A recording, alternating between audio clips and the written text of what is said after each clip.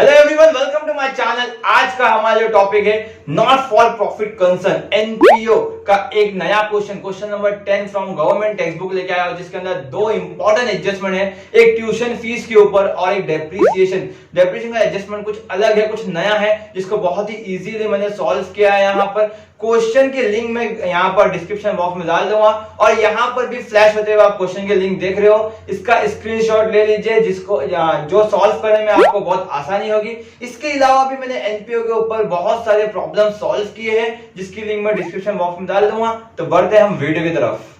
Now will start with the problem. सबसे पहला हमारा स्टेप क्या है? Transfer of capital, transfer of building fund, transfer of fix asset and transfer of fix deposit. Okay, इतना हमने bye add किया है। उसके अंदर हम एक चीज ऐड कर लेते हैं, that is transfer of entrance fees. तो मैंने सर ये नई चीज क्या है? तो entrance fees is a part of capital. अभी मैं कैपिटल का पार्ट है उसके हिसाब से लिखूंगा, इससे अच्छा बाय ऐड कर लो। मतलब transfer of capital, transfer of entrance fees, transfer of building fund, transfer of fix asset and transfer of fix deposit. अब ये सारे ट्रांसफर हमको कहां से करना है? This is from opening balance sheet. ये पांचों चीज जो है हमको ओपनिंग बैलेंस शीट से लेना है। अगर ओपनिंग बैलेंस शीट क्वेश्चन में नहीं है तो हम कहां से लेते हैं? हम इंफॉर्मेशन, एडिशनल इंफॉर्मेशन में से लेते हैं। Is it clear? ओके, अब हमारे ये क्वेश्चन के अंदर ओपनिंग बैलेंस शीट है, तो सबसे पहले देते हैं हम कैपिटल फंड। तो कितना दिया है कैपिटल फंड? 6,80,000। तो लिख देंगे यहाँ पर कैपिटल फंड 6,80,000। ओके, देन दिया एंट्रेंस फीस। एंट्रेंस फीस को हम यहाँ पर ऐड भी कर सकते हैं और अलग से भी लिख सकते हैं। तो बुक के सोल्यूशन में जो है वो अलग से दिया हुआ है, इसलिए मैं यहाँ पे अलग से लिख देता हूँ। आप यहाँ पर ऐड भी कर सकते हो, क्योंकि entrance fees the part of capital मैं पहले ही बोल चुका हूँ। और मेरे फर्स्ट लेक्चर में मैंने क्लियरली मेंशन किया था कि एनपीओ का कैपिटल कहाँ से आता है। ओके, तो एनपीओ की कैपिटल ये सब। ओके, तो बढ़ते next, transfer of capital, transfer of entrance fees, transfer of building fund. समझे ना? बिल्डिंग फंड नहीं दिया हुआ है, इग्नोर करेंगे, बढ़ेंगे आगे। Transfer of fix asset. अब फिक्स असेट देंगे क्या क्या दिया हुआ है? तो लेबोरेटरी दिया हुआ है 15,000। यहां लिख देता हूं मैं लेबोरेटरी 15,000। इनर कॉलम में क्यों? अगर एडजस्टमेंट रहा तो बिल्डिंग लिख देते हम। बिल्डिंग कितना दिया? बिल्डिंग 6 लाख। नेक्स्ट दिया हुआ है फर्नीचर 40,000 और दिया हुआ है बुक्स कितना दिया हुआ है? 22,000। Is it clear? This is transfer of fix asset, transfer of capital, transfer of entrance fees, transfer of building fund, transfer of fix asset. Now transfer of fix deposit. Question में fix deposit नहीं, ignore करेंगे। पहला step हो गया complete. Is it clear? पहला transfer का step हो गया कंप्लीट। दूसरा स्टेप क्या था हमारा? दूसरा स्टेप था to balance ignore. Listen carefully, to balance ignore by balance asset. To balance ignore by balance asset. तो टू बैलेंस में आते हैं हम नीचे रिसीव पेमेंट अकाउंट में। तो दिया है to balance cash and bank, उसको क्या करेंगे हम? उसको हम इग्नोर करेंगे, छोड़ देंगे। ओके, और बाय बैलेंस में आ जाता है नीचे बाय बैलेंस क्रेडिट डाउन दिया है पेमेंट साइड में। By balance credit down cash bank 8,000 and 12,000। तो वो लिख लेते हैं यहाँ पे हम, कैश 8,000 और बैंक 12,000 ऐड करके आउटर कॉलम में 20,000। Is it clear? Second step भी हो गया कंप्लीट। देखो, स्टेप बाय स्टेप जाएंगे तो वैसे मार्क्स मिलते रहेंगे। जैसे कि हमने पहला स्टेप किया तो हमको 2.5 मार्क्स मिल गया, दूसरा स्टेप किया हाफ मार्क्स और मिल गया, मतलब 3 मार्क्स मिल गया। नाउ थर्ड स्टेप क्या है हमारा? एडजस्टमेंट रीड करेंगे और टिक करेंगे। तो एडजस्टमेंट देखते किसके ऊपर है? तो एडजस्टमेंट है ट्यूशन फीस और outstanding for current year. Tuition fees पे एडजस्टमेंट है, टिक कर लेंगे उसको हम। सैलरी टू टीचर्स पे एडजस्टमेंट है, रेंट पे एडजस्टमेंट है और डेप्रिसिएशन बुक्स एंड फर्नीचर। तो बुक्स और फर्नीचर पे एडजस्टमेंट है। Is it clear? तो ये स्टेप तो हमारा कुछ एकदम स्ट्रॉन्ग एडजस्टमेंट स्टेप नहीं था, खाली हमको टिक करना है इसके ऊपर। ओके, नाउ फोर्थ बहुत ही अच्छा स्टेप है हमारा, बहुत ही मार्क्स गेन करने वाला स्टेप है, क्योंकि इसके बाद इतना होने के बाद, फोर्थ पॉइंट होने के बाद हमारे 7 मार्क्स सिक्योर हो जाते हैं एनपीओ के अंदर। क्या है फोर्थ हमारा स्टेप? स्टेप है 2 का आइटम बाय में डालेंगे हम। बाय का आइटम टू में डालेंगे। लिसन केयरफुली, टू का आइटम बाय में डालेंगे, बाय का आइटम टू में डालेंगे। लेकिन अगर सम के अंदर असेट आया तो हम असेट में डालेंगे और लायबिलिटी आई तो लायबिलिटी में डालेंगे। Is it clear? टू का आइटम बाय, बाय का आइटम टू, असेट असेट में और लायबिलिटी लायबिलिटी में। ओके, तो टू में आते हम। टू में देखो, टू बैलेंस को हम इग्नोर कर चुके। दूसरा था टू ट्यूशन फीस, तो टू ट्यूशन फीस है, हम यहां डाल देंगे बाय ट्यूशन फीस। ओके, वहां पे दिया हुआ है 8,000, 1 लाख, तो हमको कुछ टेंशन लेना नहीं है, हमको सिर्फ आउटर कॉलम का अमाउंट देखना है। आउटर कॉलम में कितना दिया? 1,08,000। इस पे एडजस्टमेंट है, इसको इनर कॉलम में लिख देंगे। Is it clear? समझ में आ रहा है? अमाउंट कौन सा लिए? इनर कॉलम का अमाउंट देखना ही नहीं है, सिर्फ आउटर कॉलम का अमाउंट देखना है, उसको हमने लिख दिया।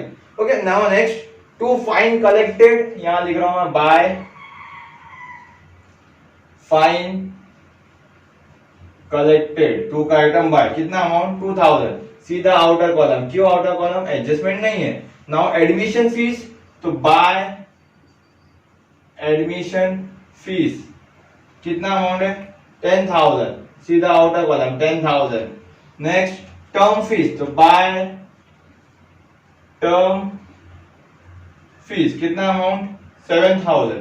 सीधा outer column 7,000। Next to donation for library, very important, इसको मार्क करके रखो। जब भी सम करोगे डोनेशन, जब भी सम में डोनेशन आएगा तो टू डोनेशन है तो हम क्या करेंगे? By donation. टू डोनेशन है, हम क्या करेंगे? By donation. लेकिन अगर डोनेशन कोई भी स्पेसिफिक पर्पस के लिए है, लिसन केयरफुली, डोनेशन अगर कोई भी स्पेसिफिक पर्पस के लिए है, जैसे for library, donation for building fund, donation for any, मतलब कोई भी एक स्पेसिफिक पर्पस दिया है, तो टू का बाय नहीं करेंगे। तो इसको याद रखना, ये हमेशा लायबिलिटी रहेगा।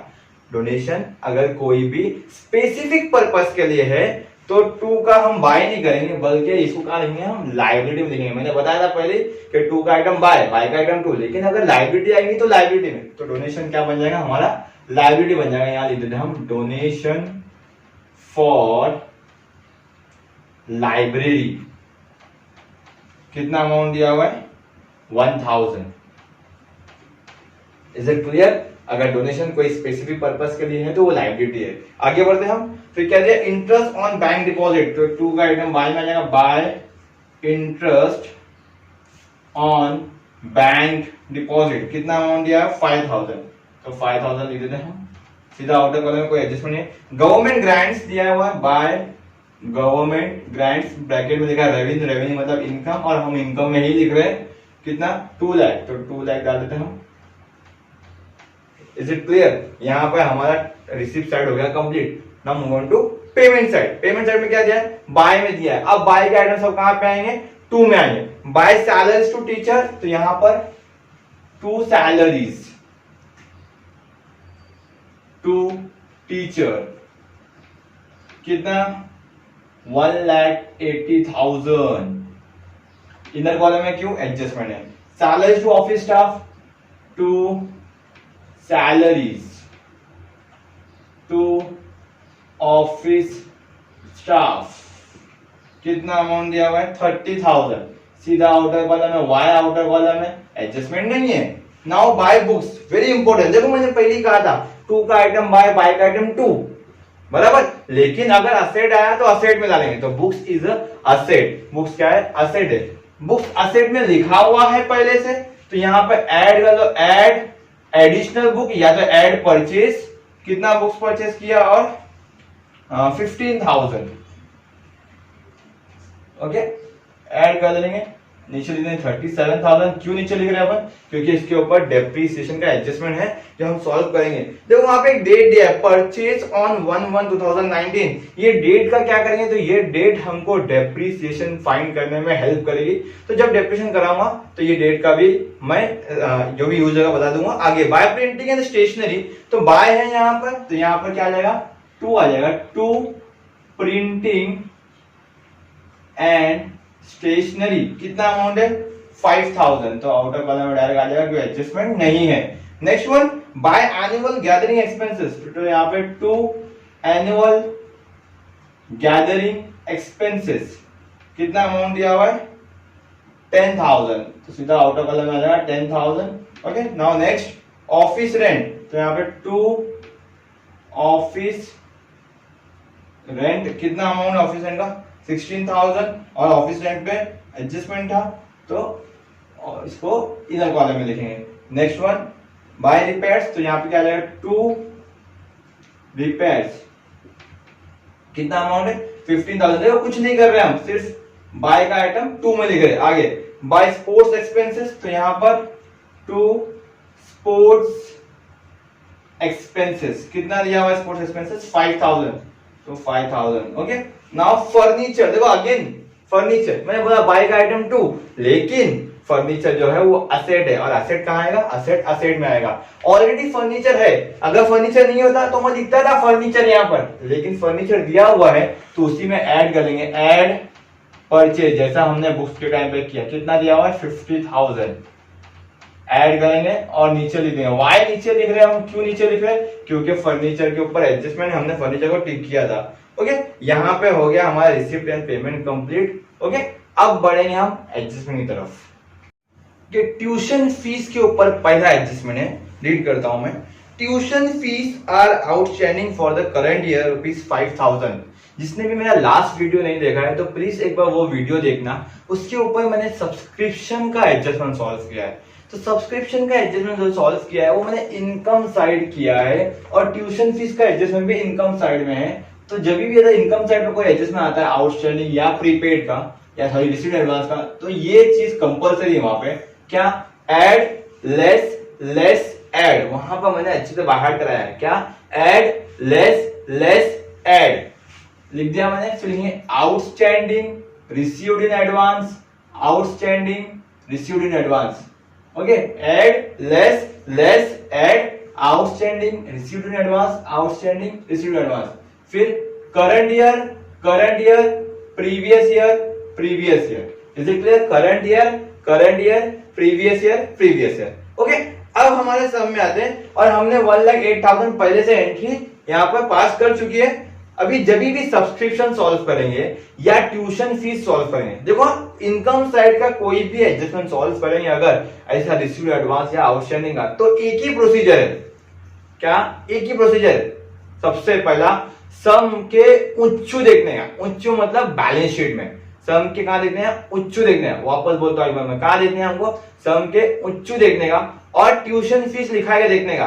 तो ओपनिंग बैलेंस शीट में देखो ट्यूशन फीस है क्या, तो ओपनिंग बैलेंस शीट में असेट साइड लिखा है tuition fees receivable 10,000। Is it clear कि tuition fees opening balance sheet में है, कितना दिया हुआ है 10,000 दिया। द वर्ड रिसीवेबल, रिसीवेबल मतलब क्या, रिसीवेबल मतलब आउटस्टैंडिंग। माय डियर स्टूडेंट्स, वापस बोलता हूं मैं, जब भी सब्सक्रिप्शन सॉल्व करेंगे या ट्यूशन फीस सॉल्व करेंगे तो यही प्रोसीजर। क्या, सबसे बड़ा स्टेप सम के उच्चू देखो, सम के ऊपर देखो, मतलब रिसीप्ट एंड पेमेंट अकाउंट के ऊपर देखो। ऊपर क्या दिया हुआ है, ऊपर दिया हुआ है कि tuition fees receivable. The word receivable मतलब आउटस्टैंडिंग, तो ट्यूशन फीस आउटस्टैंडिंग है। अब हमारे पास आउटस्टैंडिंग देखो, ये भी आउटस्टैंडिंग है और हमारे पास ये भी आउटस्टैंडिंग है। तो कौन सा आउटस्टैंडिंग, सम के उच्चू है, सम के उच्चू है मतलब क्वेश्चन से पहले का है, ओपनिंग है, ओपनिंग है मतलब प्रीवियस ईयर है। Is it clear? मतलब क्वेश्चन के ऊपर दिया हुआ है या प्रीवियस ईयर के बैलेंस शीट में दिया हुआ है, तो ये प्रीवियस ईयर का आउटस्टैंडिंग है। तो प्रीवियस ईयर का आउटस्टैंडिंग में सिंपली लिख देना है हमको 10,000। Is it clear? सबसे पहला स्टेप क्या है, सम के उच्चू देखने का। सम के उच्चू क्या था, ट्यूशन फीस रिसीवेबल 10,000, ये पहला स्टेप हो गया। दूसरा स्टेप सम के नीचू देखने का। देखो सम के उच्चू, सम के नीचू, सम के नीचू मतलब एडजस्टमेंट, सम के उच्चू मतलब ओपनिंग बैलेंस शीट, सम के नीचू मतलब एडजस्टमेंट। ओके, अब सम के नीचू आ जाते हैं और ट्यूशन फीस के ऊपर एडजस्टमेंट क्या है, tuition fees are outstanding for the current year 5,000। तो दिस इज करंट ईयर का आउटस्टैंडिंग, तो 5,000 यहां हो गया।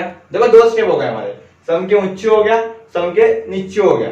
Is it clear? Last step क्या है, सम में देखेंगे हम। अब हम रिसीप्ट एंड पेमेंट अकाउंट के अंदर वापस देखेंगे।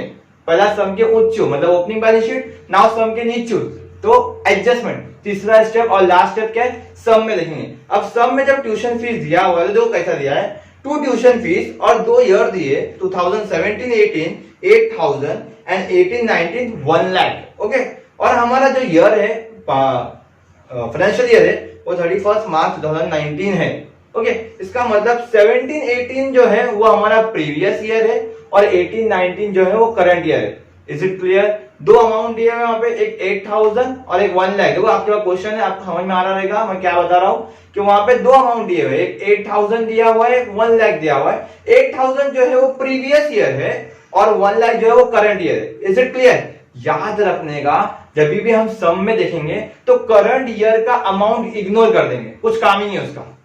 करंट ईयर का अमाउंट क्या कर देंगे हम? इग्नोर करेंगे, उसका कुछ काम ही नहीं है हमको। Is it clear? Current year का अमाउंट को देखना नहीं है। अब क्या बचा? प्रीवियस ईयर का अमाउंट कितना दिया हुआ? 8000। ओके, खुद को पूछने का, दूसरे को नहीं, खुद को पूछने का। क्या 8000 जो यहां पर क्वेश्चन में दिया हुआ है वो मैंने सोल्यूशन में लिखा है क्या प्रीवियस ईयर के आउटस्टैंडिंग में? देखो क्वेश्चन में क्या दिया हुआ है? 8000। क्या दिया हुआ है? 8000 और हमने कितना लिखा है? 10000। वापस बोलता हूं, क्वेश्चन में कितना दिया हुआ? 8000 और हमने कितना लिखा है? 10000। इसका मतलब क्या है मालूम? कि ट्यूशन फीस जो है वो 10000 बाकी थी प्रीवियस ईयर की। ट्यूशन फीस जो है वो 10000 बाकी थी प्रीवियस ईयर की, 8000 ही आया। 10000 बाकी था, 8000 आया, तो बचा कितना? 2000 रुपया। देखो वापस बोलता हूं, 10000 बाकी था और कितना आया अभी?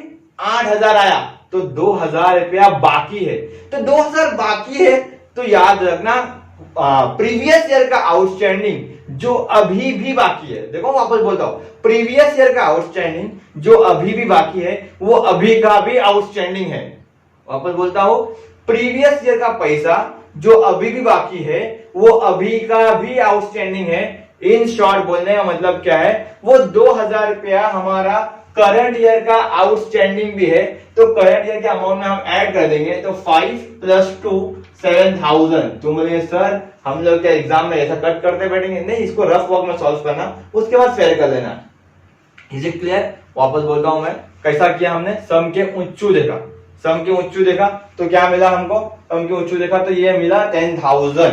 Is it clear? फिर हमने क्या देखा? हमने देखा सम के नीचू। ओके, सम के नीचे देखा तो क्या मिला हमको? एडजस्टमेंट से मिला 5000 करंट का आउटस्टैंडिंग। फिर उसके बाद सम में देखा, सम में देखा तो मैंने क्या बोला? दो अमाउंट दिए हुए, एक प्रीवियस ईयर का, एक करंट ईयर का। करंट ईयर का हमेशा इग्नोर कर देंगे, प्रीवियस ईयर का अमाउंट देखेंगे। 8000 दिया हुआ है, क्या हमने भी 8000 लिखा है? अगर हम भी 8000 लिखते तो कोई बात नहीं, सब यहीं पे खत्म हो गया, मतलब एडजस्टमेंट यहीं पे खत्म हो गया। लेकिन हमने 10000 लिखा है, मतलब वहां दिया हुआ 8000, हमारे हिसाब से है 10000। इट मींस 2000 रुपया अभी भी आउटस्टैंडिंग है, तो अभी के आउटस्टैंडिंग में वो 2000 को ऐड कर लेंगे। Is it clear? ओके, तो अभी क्या करेंगे यहाँ पे? 1,08,000 + 7 1,15,000 - 10 दैट इज 1,05,000। देखो इससे भी दूसरे तरीके हैं सॉल्व करने के। बहुत सारे टीचर्स क्या कराते हैं कि 1 लाख दिया हुआ है क्वेश्चन में करंट ईयर का, करंट ईयर का आउटस्टैंडिंग 5000 दिया है, ऐड करो 1,05,000 आ जाएगा। इतना मगजमारी नहीं करने का। They are not wrong. आपको शायद स्कूल कॉलेज में भी यही कराया रहेगा कि सीधा 1 लाख के अमाउंट में 5000 ऐड करो 1,05,000। जरा उन टीचर को जाके पूछो कि on the basis of what, किसके बेसिस के ऊपर तुम दूसरा इफेक्ट पास करोगे। देखो एडजस्टमेंट सॉल्व करना खाली एक इफेक्ट को एक इफेक्ट की एंट्री मानना ही एडजस्टमेंट सॉल्व करना नहीं है, बल्कि दोनों इफेक्ट बराबर आना चाहिए। अब दो दूसरा इफेक्ट मेरा कैसा आएगा? राइट साइड में ऐड किया, राइट साइड में ऐड किया, दूसरा इफेक्ट कहां पे आएगा? राइट में आएगा। दूसरा इफेक्ट आएंगे हम राइट में, यहां मार देंगे दैट इज आउटस्टैंडिंग सब्सक्रिप्शन। कितना अमाउंट? 7000। यहाँ अंडरलाइन करके हम ये भी सकते हैं कि प्रीवियस का 2000 है और करंट ईयर का 5000 है, या तो डायरेक्ट 7000 में हम लिख सकते हैं। ओके, दूसरा यहां पर नहीं आएगा प्रीवियस ईयर। याद रखना प्रीवियस ईयर का सेकेंड इफेक्ट कभी भी नहीं आएगा। प्रीवियस ईयर का सेकेंड इफेक्ट कभी भी नहीं आएगा, सिर्फ करंट ईयर का ही सेकेंड इफेक्ट आएगा, प्रीवियस ईयर का सेकेंड इफेक्ट नहीं आएगा। यहाँ पे ट्यूशन फीस का एडजस्टमेंट होता है खत्म।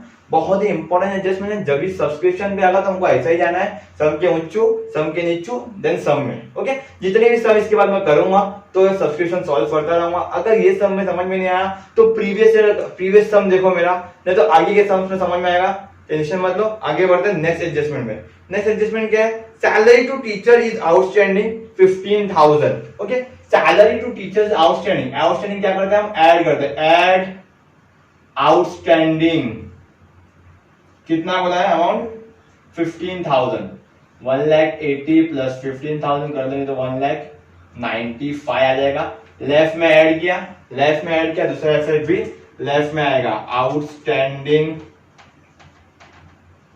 सैलरीज टू टीचर्स, कितना amount, 15,000। Is it clear? Outstanding का एडजस्टमेंट बहुत बार आया है इसलिए इतना कुछ एक्सप्लेन नहीं किया मैंने। Next, rent paid in advance, क्या है, आउटस्टैंडिंग एड प्रीपेड लेस, तो less rent paid in advance, less advance, या तो हम लिखेंगे प्रीपेड, एडवांस मतलब प्रीपेड, कितना अमाउंट दिया हुआ है 3,000, तो 3,000 माइनस कर देंगे, 16 माइनस 3 तो हो गया 13,000। हमने फाइनल अकाउंट जब सॉल्व कराया हो तो फाइनल अकाउंट के अंदर हर एक चीज एक्सप्लेन किया है कि आउटस्टैंडिंग एड प्रीपेड लेस, हमने चिल्ला चिल्ला के बाहर किया है कि आउटस्टैंडिंग एड प्रीपेड लेस, तो हम यहाँ पे प्रीपेड को लेस कर देंगे, लेफ्ट से लेस किया, दूसरा फिर लेफ्ट में नहीं आएगा, कहाँ आएगा, राइट में आएगा, प्रीपेड रेंट कितना 3,000, ये दूसरा इफेक्ट यहाँ पर हो गया। लास्ट एडजस्टमेंट डेप्रिसिएशन, देखो डेप्रिसिएशन बहुत ही इंपॉर्टेंट एडजस्टमेंट है, इसके लिए मैंने एक छोटा सा वीडियो बनाया, तो हम बढ़ते हैं उस वीडियो की तरफ। देखो डेप्रिसिएशन जो है ये प्रॉब्लम का बहुत ही इंपॉर्टेंट एडजस्टमेंट है, इसके लिए इसको मैं सेपरेटली सॉल्व कर रहा हूँ। जितनी भी एंट्रीज हमारे प्रॉब्लम के अंदर थी सारी पोस्टिंग हो चुकी है, तो हमको ये डेप्रिसिएशन का एडजस्टमेंट सॉल्व करना है। तो देखो कैसा करना है, हमने बैलेंस शीट में फर्नीचर लिख चुका है 40,000, ये कहां से आया, this is from opening balance sheet. Purchase ये कहां से आया, हमारे रिसिप्ट एंड पेमेंट अकाउंट में पेमेंट साइड से आ गया। सेम बुक्स में भी this is from opening balance sheet और this is from receipt and payment account. Okay, और एक एडजस्टमेंट दिया है, क्या एडजस्टमेंट दिया है कि depreciation on books at the rate 15% per annum and 10% on furniture. Okay, तो बच्चा क्या करता है, बच्चा बुक्स पे जब डेप्रिसिएशन निकालना रहता है तो इस 37,000 पे निकालता है 15% का, और सेम फॉर फर्नीचर 90,000 का निकालता है। This is absolutely wrong. क्यों रॉन्ग है, क्योंकि जब भी उसने बुक्स या फर्नीचर परचेज किया था उसका डेट हमारे रिसिप्ट एंड पेमेंट अकाउंट में दिया हुआ है। इससे पहले एक प्रॉब्लम कराया था मैंने एनपीओ का जिसमें परचेज का डेट नहीं दिया हुआ था। इन केस परचेज का डेट नहीं दिया हुआ है तो ये अमाउंट पे फाइंड करना इज एब्सोल्युटली करेक्ट। देखो, अगर परचेज का डेट क्वेश्चन में नहीं दिया है तो दोनों भी अमाउंट को ऐड करो और जो अमाउंट आएगा उस पे डेप्रिसिएशन फाइंड कर लो। लेकिन यहां पर जो परचेज किया है उसका डेट दिया है तो तुमको डेप्रिसिएशन परचेज के डेट के हिसाब से कैलकुलेट करना पड़ेगा। बता दो कैसा। अब बुक्स पे बोला है 15%। बुक्स हमारे पास दो है, एक है 22,000 और एक परचेज किया मैंने 15,000। Okay, is it clear? कितना परसेंट बोला, 15% बोला, तो 15/100। सेम इसका भी 15% रहेगा, 15/100। ओके, अब यहां पर मंथ्स का कैलकुलेशन बहुत जरूरी है कि ये जो बुक्स है ये हमारे पास कहां से आया, क्वेश्चन के ओपनिंग बैलेंस शीट से आया। ओपनिंग बैलेंस शीट से आया मतलब ये बुक हमारे पास फाइनेंशियल ईयर के स्टार्ट से है मतलब इस पे डेप्रिसिएशन पूरे 12 मंथ्स का लगेगा। 12 मंथ आउट ऑफ 12 मंथ मतलब 12 महीने में से पूरा 12 महीना ये बुक्स यूज हुआ है। लेकिन जो दूसरे बुक्स परचेज किए उसका डेट दिया है देखो पेमेंट साइड में, परचेज ऑन 1/1/2019। जब 1/1/2019 दिया है तो मतलब ये डेट के बाद से ही डेप्रिसिएशन लगेगा। ओके, जब भी ये डेट देखेंगे तो याद रखना रिसिप्ट एंड पेमेंट अकाउंट के ऊपर का जो डेट देखना है हमें, वो डेट दिया है 31 मार्च 2019। तो ये 1/1/2019 से हमको 31 मार्च 2019 तक काउंट करना है। दिस इज 1/1 मतलब दिस इज जनवरी मंथ। तो जनवरी, फरवरी एंड मार्च, इट मींस कि ये जो बुक परचेज हुआ ये फाइनेंशियल ईयर में सिर्फ 3 मंथ्स के लिए यूज हुआ, जनवरी मंथ के लिए, फेब के लिए और मार्च मंथ के लिए। तो इसका डेप्रिसिएशन भी 3 मंथ पे ही लगना चाहिए। तो हम लिखेंगे that 3 months out of 12 month. Is it clear? Okay, तो अभी यहां पर कैलकुलेट कर लेते हैं हम। 0 0 0 0 12 12 कट, 15 0 0 15 2 30, 3 15 30, 333। ओके, यहाँ पे 0 0 0 0 3 1 3 4 15 15 2 2 5 0 upon 4 4 5 20 4 45 4 45 4 sorry 2 4 6 24 1 बच गया 10 4 2 8 फिर 2 बजे 20 तो 4 5 20 इसका आंसर है 562.5 दोनों को ऐड कर लेंगे 3862.5 पॉइंट में आंसर मत लिखो तो आंसर लिख दो 3863 इज इट क्लियर कि बुक्स का डेफिनेशन क्या आया तो यहाँ पर इसकी पोस्टिंग हम कर लेते हैं जब हम बैलेंस शीट पे लिखेंगे तो वहां भी ये ऐसा लिख देंगे ओके ये दोनों का माइनस जो अमाउंट आएगा वो आउटर वाला में आ जाएगा सेम फॉर फर्नीचर करना है हमको कैसा लगेगा फर्नीचर का अमाउंट है 40,000 का ओके और परचेस किया हमने 50,000 का सेम परसेंटेज कितना दिया फर्नीचर का 10% तो 10/100 और 10/100 ओके ये हमने लिया ओपनिंग बैलेंस शीट से तो इसका 12 मंथ्स पूरा आएगा और इसका डेट हमारे सब में दिया हुआ है क्या दिया हुआ 1/7/2018 17 मतलब जुलाई मंथ ओके नाउ जुलाई मंथ से हमको मार्च मंथ तक काउंट करना है जुलाई अगस्त सितंबर अक्टूबर नवंबर दिसंबर जैन फेब मार्च 9 मंथ्स तो इस पे डेप्रिसिएशन हमको निकालना है 9 मंथ्स का इज इट क्लियर ओके यहाँ पे कर लेते हैं 12 कट 0 0 0 0 ये आ गया 4,000 यहाँ पे 0 0 0 0 3 4 4 1 4 1 carry 10 4 2 8 2 carry 4 5 20 0 1 2 5 0 into 3 that is 3750 अब ये 4,000 plus 37,000 that is 7750 तो यहाँ पे हम 7750 लिखेंगे और आउटर कॉलम में इसका इफेक्ट मानेंगे और ये दोनों का दूसरा इफेक्ट जो आएगा वो प्रॉफिट एंड लॉस का डेबिट साइड में आएगा ओके तो डेप्रिसिएशन का यहाँ पर हमने जो भी वर्किंग में देखा अमाउंट ये यहाँ पे डाल दिया 3863 एंड 7750 दोनों को माइनस करेंगे तो ये आ जाएगा अमाउंट यहाँ पे भी ये आ जाएगा दूसरा इफेक्ट डेप्रिसिएशन का राइट में माइनस किया दूसरा इफेक्ट लेफ्ट में आ जाएगा to depreciation on furniture that is 7750 और बुक्स कितना अमाउंट है 3863 ऐड कर देंगे 0 plus 3 3 5 plus 6 11 1 7 8 8 6 16 7 8 3 11 is it clear okay यहाँ पर हमारे सारे एडजस्टमेंट हो गए खत्म इसके अलावा भी 2-3 अमाउंट हमने इनर कॉलम में लिखा था उसको हम आउटर में डाल देते इस पे एडजस्टमेंट नहीं आया 15,000 और ये 6 लाख ओके